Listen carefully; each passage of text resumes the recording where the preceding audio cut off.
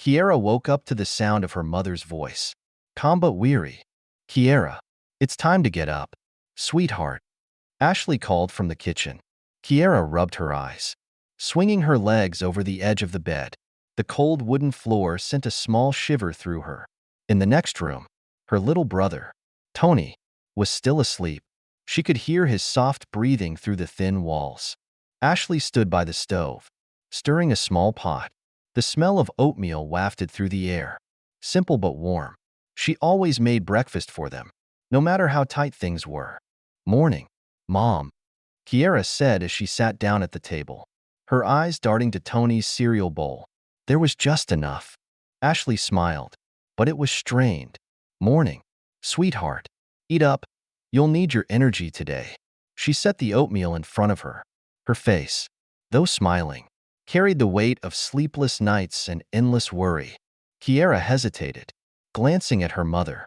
Are you going to be late again tonight, Mom? Ashley's expression faltered for a moment before she turned back to the stove. Yeah, probably. There's a lot I need to catch up on, but I'll try to be home before bedtime. Her voice softened as she added, I promise. Kiera nodded, quietly finishing her oatmeal. She wanted to say something comforting but didn't know what. When her mom turned to the sink, Kiera heard her speaking quietly into her phone. Words like rent and delay floated into the room. She quickly looked away when Ashley glanced back, forcing a small smile. Go get your uniform on, sweetheart, Ashley said. You're going to be late. Kiera obediently went to her room. Pulling on her patched school uniform, she stood in front of the mirror, adjusting it and tying her braids a little tighter. With a deep breath, she walked back into the kitchen, where Tony was now awake and giggling. Hey, Ton, Kiera greeted, ruffling his hair as she helped him into his chair. Her mood lifted slightly at his bright laughter. I'll get him ready, Mom, Kiera said. Ashley paused, her expression softening. Thanks, baby. She bent down and kissed Tony on the forehead, then kissed Kiera's cheek. You're both so good to me.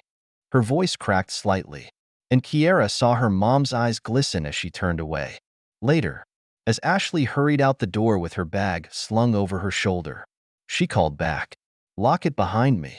Okay. Okay, Mom. Be safe, Kiera said. As the door closed, Kiera lingered for a moment, staring at the spot her mom had just left. The air in the apartment felt heavier as the silence settled in. The school day dragged on. Kiera usually paid close attention, but her mind wandered. Images of her mom's tired face and the stack of bills on the kitchen table kept creeping into her thoughts. By the time the last bell rang, she felt drained. She walked home slowly, her backpack weighing heavier than usual. When she got home, Ashley was already there, but she was on the phone again. Her voice was shaky, and Kiera knew it was about money. She watched as her mom's shoulders slumped further with every word she spoke. Finally, Ashley hung up and sat down on the couch, burying her face in her hands. Her small frame seemed so fragile, as if the weight of the world was pressing down on her. Mom, Kiera whispered, taking a hesitant step closer. Ashley didn't look up. Just give me a minute. Sweetie, please. Her voice was barely audible. Kiera nodded, swallowing the lump in her throat. Can I go to the park after school tomorrow? She asked, trying to lighten the mood. She needed to escape the heaviness of the apartment, even if just for a little while. Ashley finally looked up, wiping her face quickly. Sure, sweetheart. Just be back before dark. Okay. The next day, the park felt like a sanctuary. Kiera found her favorite bench under the big oak tree and sat down. Pulling out her lunch, she took small bites, her thoughts drifting. The laughter of kids playing nearby filled the air, but it felt distant to her. Her mind kept circling back to her mom and the quiet desperation in her voice. That's when she saw him. A man sat on the bench across from hers, hunched over with his head in his hands. His clothes were wrinkled, and his shoulders shook slightly. He was crying. Kiera hesitated. She had never seen a grown-up cry before, at least not like this. Something about it tugged at her heart. She glanced at her sandwich, then back at him. Before she could second-guess herself, She stood up and walked over. Um, excuse me, she said softly. The man looked up, startled. His eyes were red, and his face was lined with exhaustion. Do you want this? Kiera held out half of her sandwich. The man blinked, as if trying to understand what was happening. You don't have to, he said, his voice rough. It's okay. Kiera insisted. I have enough. You look like you could use it. His hands trembled as he took the sandwich. Thank you, he whispered. His voice cracked, and his eyes filled with tears again. But this time they looked different, softer, almost hopeful. Kiera sat down on the bench beside him, her feet swinging slightly. What's your name? She asked. The man hesitated, then said, Daniel. What's yours? Kiera. She smiled a little. Are you okay, Daniel? Daniel let out a shaky breath. Not really, he admitted. Life, it gets hard sometimes. Kiera nodded. Yeah, I know. My mom says things get better. Though, even if it doesn't feel like it. Daniel looked at her, his eyes wide. Your mom sounds like a smart woman. Kiera shrugged. She tries. Things are hard for us too, but she never stops trying. Daniel's lips trembled into a small smile. You're a good kid. Kiera, thank you. You didn't have to do this, but you did. They sat in companionable silence for a while, sharing a moment that felt bigger than words. When Daniel finally stood, he looked at her with gratitude. I hope things get better for you and your mom, he said. Kiera nodded. You too. The next day, Kiera couldn't shake the feeling of hope that Daniel had sparked. It wasn't much, but it was something to hold on to.